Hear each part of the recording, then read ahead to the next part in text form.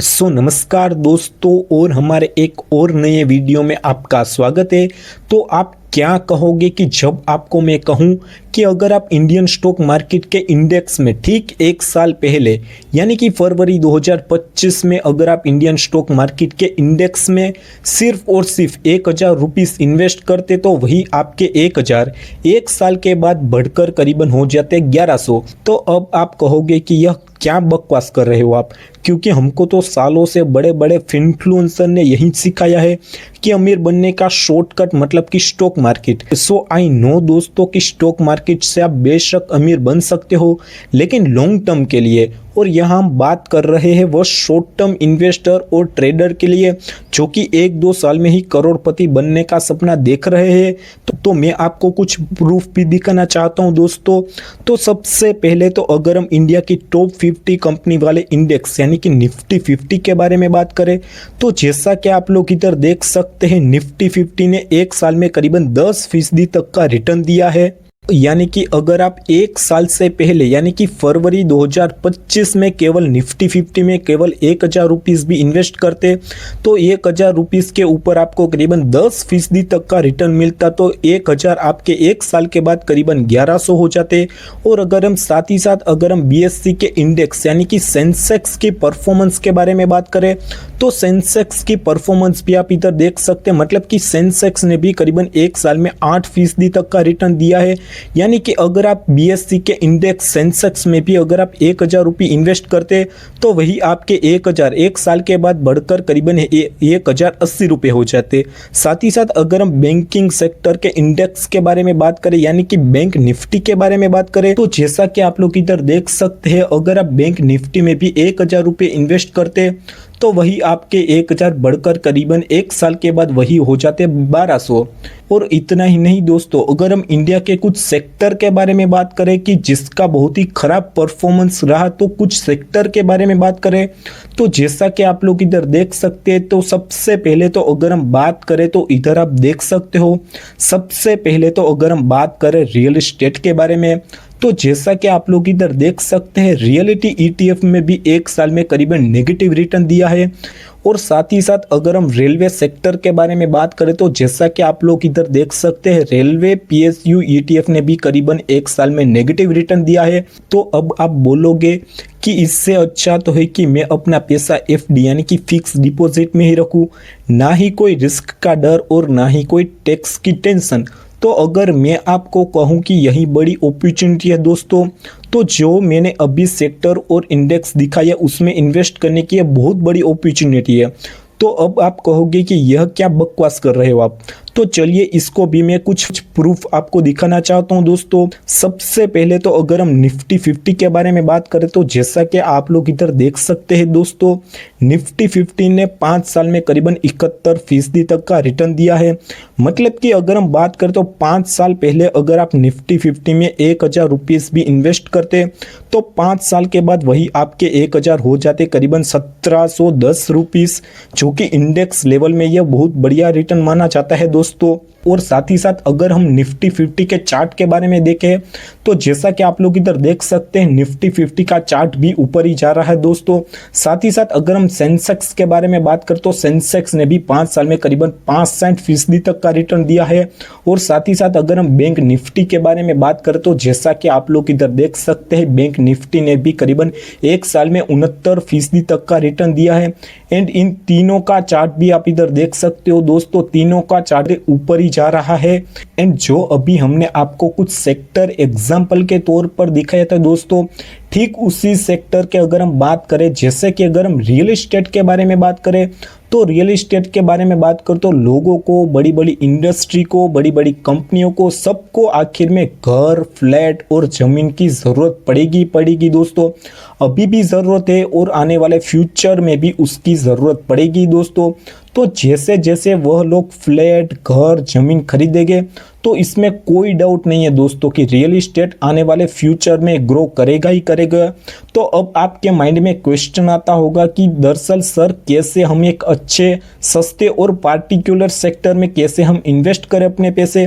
अगर आपको भी ऐसे सेक्टर को लेकर क्वेश्चन आ रहे हैं तो इस वीडियो के बाद नहीं आएंगे, क्योंकि आज के इस वाले वीडियो में हम एक ऐसे फंड के बारे में डिस्कस करेंगे दोस्तों, जिसमें कि आपका पैसा एक पार्टिकुलर सेक्टर में इन्वेस्ट होगा, साथ ही साथ वह फंड एक पार्टिकुलर थीम को भी फॉलो करेगा। जी हाँ दोस्तों, हम बात कर रहे हैं सेक्टरल थीमेटिक फंड के बारे में। सो आज के इस वाले वीडियो में हम बात करेंगे कि दरअसल क्या होता है sectoral thematic fund, sectoral thematic fund के क्या क्या फायदे एंड क्या क्या नुकसान होते हैं, सेक्टरल थीमेटिक फंड में हम दरअसल कैसे हम अपना पैसा इन्वेस्ट करें, सेक्टरल थीमेटिक फंड का सिलेक्शन क्राइटेरिया क्या है, बाद में सेक्टरल थीमेटिक फंड में एसआईपी करें या लमसम करें। साथ ही साथ हम देखेंगे कि दरअसल सेक्टरल थीमेटिक फंड में एलोकेशन लिमिट क्या क्या है। साथ ही साथ हम देखेंगे कि दरअसल सेक्टरल थीमेटिक फंड किन लोगों के लिए बेस्ट है।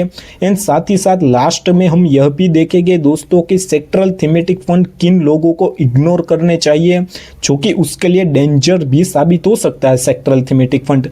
तो चलिए वीडियो स्टार्ट करते हैं, लेट्स बिगिन। लेकिन वीडियो के स्टार्टिंग में ही मैं आपको एक डिस्क्लेमर देना चाहता हूं दोस्तों कि यह वाला वीडियो हम सिर्फ और सिर्फ एजुकेशन पर्पस और लर्निंग पर्पस के लिए बना रहे हैं। किसी भी फाइनेंशियल रिस्की इंस्ट्रूमेंट में आप अपने पैसे इन्वेस्ट करने से पहले एक बार सेबी रजिस्टर्ड रिसर्च एनालिसिस या फिर SEBI registered certified financial adviser की सलाह जरूर ले। एंड हम कोई भी फाइनेंस इंस्ट्रूमेंट में इन्वेस्ट करने की सलाह बिल्कुल भी नहीं देते। तो चलिए सेक्टरल थीमेटिक फंड का वीडियो स्टार्ट करते हैं। सबसे पहले तो अगर हम बात करें कि दरअसल क्या होता है सेक्टरल थीमेटिक फंड, तो sectoral and thematic fund equity mutual fund होता है जो एक स्पेसिफिक सेक्टर या फिर स्पेसिफिक थीम में आपका पैसा इन्वेस्ट करता है। सबसे पहले अगर हम सेक्टरल फंड के बारे में बात करें, तो सबसे पहले अगर हम बात करें सेक्टरल फंड के बारे में, तो यहाँ आपका पैसा सिर्फ और सिर्फ एक पार्टिकुलर सेक्टर में ही आपका पैसा इन्वेस्ट होता है, जैसे कि banking fund, IT fund, pharma fund, FMCG fund, infrastructure fund. Example के तौर पर अगर हम बात करें बैंकिंग फंड के बारे में, मतलब कि आपका पैसा सिर्फ और सिर्फ बैंक या फिर फाइनेंशियल कंपनीज में ही आपका पैसा इन्वेस्ट होगा। और अगर हम थीमेटिक फंड के बारे में बात करें, तो यहाँ आपका पैसा एक ब्रॉड थीम के अंदर मल्टीपल सेक्टर में आपका पैसा इन्वेस्ट होता है, जैसे कि ESG theme, manufacturing theme, digital India theme, consumption theme. Example के तौर पर बारे में बात करते हैं, manufacturing theme equal to steel में आपका पैसा इन्वेस्ट होगा, auto, capital goods and logistic में आपका पैसा इन्वेस्ट होगा। अगर हम साथ ही साथ सेक्टरल थीमेटिक फंड के कुछ फायदे के बारे में बात करते हो, तो सबसे पहला फायदा होता है हाई रिटर्न पोटेंशियल, यानी कि अगर आप सेक्टर में जिस भी सेक्टर में अगर आप इन्वेस्ट करते हो उसमें बूम में हो, तो आपको मल्टी बैगर रिटर्न भी मिल सकता है दोस्तों। एग्जाम्पल के तौर पर बारे में बात करते हो, 2020-21 में आईटी सेक्टर में बूम आई थी, ठीक वैसे ही कोविड के टाइम में फार्मा सेक्टर में भी बूम आई थी। दूसरे मेन फायदे के बारे में बात करते हो, इकोनॉमिक साइकिल का फायदा। तो जब इकोनॉमी किसी पार्टिकुलर सेक्टर को पुश करती है तो आपको भी बेनिफिट मिल सकता है, जैसे कि अगर हम बात करें तो government infra spending equal to infra fund हो गया। साथ ही साथ अगर हम बात करें तो digital push equal to IT and tech theme हो गया, यानी कि इकोनॉमिक साइकिल का भी इधर आपको बेनिफिट मिल जाता है। तीसरे मेन फायदे के बारे में बात करें तो एक्सपर्ट फंड मैनेजर सिलेक्शन, यानी कि फंड मैनेजर बेस्ट कंपनीज में आपका पैसा इन्वेस्ट करता है अपनी सूझ समझ के आधार पर। रिटेल इन्वेस्टर को डायरेक्ट स्टॉक पिकिंग करने की कोई टेंशन नहीं है। चौथे फायदे के बारे में बात कर तो short to medium term alpha, यानी कि 3-5 साल में भी आपको बेंचमार्क से अच्छा रिटर्न मिल सकता है सेक्टरल थीमेटिक फंड में। साथ ही साथ अगर हम सेक्टरल थीमेटिक फंड के कुछ नुकसान के बारे में बात करें, तो सबसे पहला नुकसान है वेरी हाई रिस्क, यानी कि एक सेक्टर अगर गिरा तो पूरा फंड भी गिर सकता है दोस्तों। दूसरे नुकसान के बारे में बात कर तो टाइमिंग बहुत इंपॉर्टेंट होती है, यानी कि गलत टाइम पर अगर आपने एंट्री ले ली तो आपको बड़ा से बड़ा लॉस भी हो सकता है। अगर सेक्टर पीक पर हो और अगर आपने एंट्री कर ली तो आपको ट्रबल यानी कि टेंशन भी हो सकती है। तीसरे नुकसान के बारे में बात कर तो लॉन्ग टाइम अंडर परफॉर्मेंस। कुछ सेक्टर्स ऐसे भी है दोस्तों जो कि कुछ सालों तक बिल्कुल स्टेबल रिटर्न देते हैं, यानी कि कुछ भी आपको रिटर्न नहीं देते। साथ ही साथ अगर आपको रिटर्न भी देंगे तो कुछ सेक्टर ऐसे भी है जो कि आपको नेगेटिव रिटर्न भी दे सकते हैं। एग्जाम्पल के तौर पर अगर हम बात करें तो PSU sector for long time, यानी कि आप अभी भी देख सकते हो दोस्तों कुछ ऐसे पीएसयू सेक्टर है जो कि लॉन्ग टाइम में ही रिटर्न देते हैं, कुछ सालों तक ऐसा स्टेबल ही रहते हैं।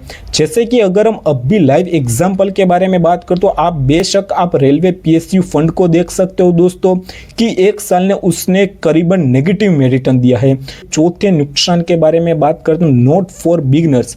अगर आप स्टॉक मार्केट में बिल्कुल भी नए हो तो मेरे ख्याल से सेक्टरल थीमेटिक फंड आपके लिए डेंजर भी साबित हो सकता है दोस्तों।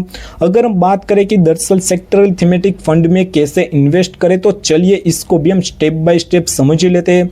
तो चलिए अगर हम बात करें तो सबसे पहले तो इकोनॉमिक साइकिल्स को समझना, यानी कि सबसे पहले तो आपको इकोनॉमिक कौन से फेज में चल रही है वो देखना पड़ेगा, यानी कि रिकवरी फेज में है, ग्रोथ फेज में है, पीक फेज में है या फिर स्लो डाउन फेज में है। स्टेप 2 के बारे में बात करें तो आप जिस भी सेक्टर में इन्वेस्ट करने का सोच रहे हो उस सेक्टर का फ्यूचर जरूर चेक कर लेना। जैसे कि अगर हम बात करें तो government policy, budget allocation, industry growth rate, demand and supply trend देखो। एंड अगर हम सेक्टरल थीमेटिक फंड के अगर हम सिलेक्शन के क्राइटेरिया के बारे में बात करें तो सबसे पहले तो आप उस फंड का, जिस भी फंड में आप इन्वेस्ट करना चाहते हैं उस फंड का 5 से 7 सालों का पास्ट परफॉर्मेंस जरूर चेक कर ले। साथ ही साथ वह फंड का एक्सपेंस रेशियो जरूर चेक कर ले, कम से कम होना चाहिए। साथ ही साथ वह फंड के बारे में बात करते हो वह फंड का फंड मैनेजर का एक्सपीरियंस क्या क्या है वो भी जरूर चेक कर ले। साथ ही साथ AUM यानी कि एसेट अंडर मैनेजमेंट के बारे में बात करते हो AUM बहुत ज़्यादा या फिर बहुत कम नहीं होना चाहिए। तो यह कुछ क्राइटेरिया थे जो कि आपको बेशक आप चेक कर सकते हैं। एंड अगर आप कंफ्यूज हो कि दरअसल मैं सेक्टरल थीमेटिक फंड में SIP करूं या लमसम करूं, तो अगर हम इसके बारे में बात करें तो जब मार्केट वोलेटाइल हो तब मेरे ख्याल से आपके लिए SIP one of the best option है। एंड अगर वही सेक्टर अगर करेक्शन में हो तो मेरे ख्याल से लमसम आपके लिए वन ऑफ द बेस्ट है। एंड अगर हम लिमिट एलोकेशन के बारे में बात करें तो आप आपके पोर्टफोलियो का करीबन 10 से 20% हिस्सा आप सेक्टरल थीमेटिक फंड में बेशक इन्वेस्ट कर सकते हो। एंड अगर हम बात करें कि दरअसल कौन से लोगों के लिए sectoral thematic fund one of the best है, तो सबसे पहले तो अगर हम बात करें तो एक्सपीरियंस्ड इन्वेस्टर के लिए मेरे ख्याल से sectoral thematic fund one of the best है। एंड साथ ही साथ मार्केट साइकिल समझने वाले लोगों के लिए भी मेरे ख्याल से sectoral thematic fund one of the best है। अगर आप 3 से 7 साल का होरिजन रखते हो तो मेरे ख्याल से आप सेक्टरल थीमेटिक फंड में इन्वेस्ट करने का सोच सकते हो। हाई रिस्क अगर आप लेने की आपकी कैपेसिटी है तो भी आप मेरे ख्याल से सेक्टरल थीमेटिक फंड में इन्वेस्ट करने का सोच सकते हो। साथ ही साथ कोर पोर्टफोलियो के ऊपर आपको अगर एक्स्ट्रा रिटर्न चाहिए तो उन लोगों के लिए तो मेरे ख्याल से sectoral thematic fund golden opportunity है। तो यह बात तो हो गई कि दरअसल किन किन लोगों के लिए sectoral thematic fund of the best है। तो आइए अब देखते हैं कि दरअसल कौन से टाइप के लोगों के लिए सेक्टरल थीमेटिक फंड डेंजर साबित हो सकता है या फिर कौन कौन से ऐसे लोग हैं जिसको कि सेक्टरल थीमेटिक फंड से दूरी बनाए रखनी चाहिए। सबसे पहले तो अगर हम बात करें तो अगर आप स्टॉक मार्केट में बिल्कुल भी नए हो तो मेरे ख्याल से आपको सेक्टरल थीमेटिक फंड से दूरी बनाए रखना चाहिए। अगर आप रिटायरमेंट प्लानिंग कर रहे हैं तो मेरे ख्याल से यह जो फंड है वो आपके लिए सूटेबल नहीं है। अगर आपका शॉर्ट टर्म का गोल है, यानी कि अगर आपका 1-2 साल का ही गोल है, तो मेरे ख्याल से इस फंड को आप इग्नोर कर सकते हो। इमोशनल इन्वेस्टर अगर आप हो तो मेरे ख्याल से इस फंड से आपको दूरी ही बनाए रखनी चाहिए। सो आई होप अब आपके माइंड में कोई भी सेक्टरल थीमेटिक फंड को लेकर कोई भी क्वेश्चन नहीं होगा। और अगर आपको अभी भी कोई डाउट है तो बेशक आप अपना डाउट कमेंट बॉक्स में शेयर कर सकते हो दोस्तों। सो आई होप यह वाला वीडियो आपको इन्फॉर्मेटिव लगा होगा। तो मिलते हैं नेक्स्ट इन्फॉर्मेटिव वीडियो के साथ, तब तक के लिए stay safe in invest smartly.